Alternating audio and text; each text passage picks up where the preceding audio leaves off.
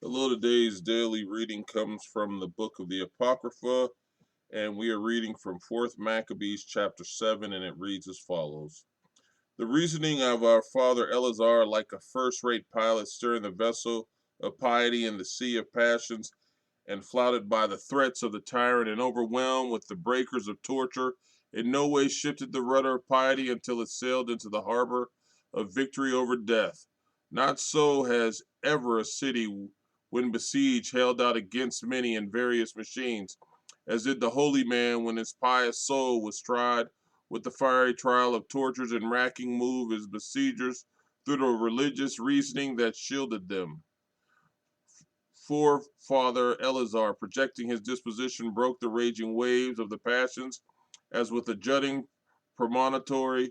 O priests worthy of the priesthood, you didn't pollute your sacred teeth nor make your appetite, which had always embraced the clean and lawful, a partaker of profanity.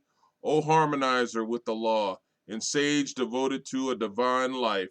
Of such a character ought those to be who perform the duties of the law at the risk of their own blood and defend it with generous sweat by sufferings even to death. You, Father, have gloriously established our right government by your endurance and making of much account our service past, preventing its destruction, and by your deeds have made credible the words of philosophy.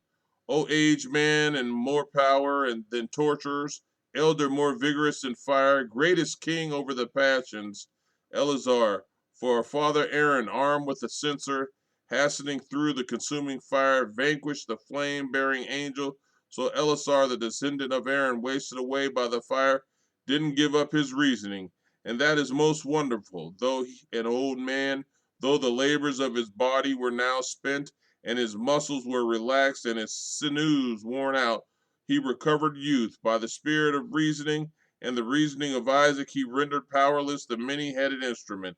O blessed old age and reverend hoar-head, and life obedient to the law, which the faithful seal of death perfected. If then an old man, through religion, despised torturers even to death, confessedly religious reasoning is ruler of the passions. But perhaps some might say, it is not all who conquer passions as well. All do not possess wise reasoning, but they who have meditated upon the religion with their whole heart, these alone can master that to God they die not. As for our forefathers, Abraham, Isaac, Jacob, they lived to God.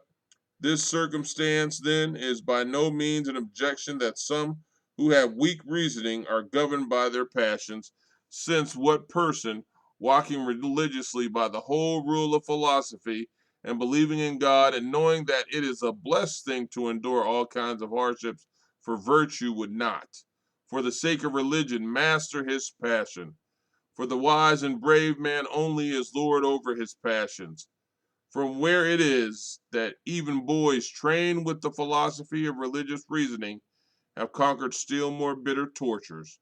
For when the tyrant was manifestly vanquished in his first attempt in being unable to force the old man to eat the unclean thing.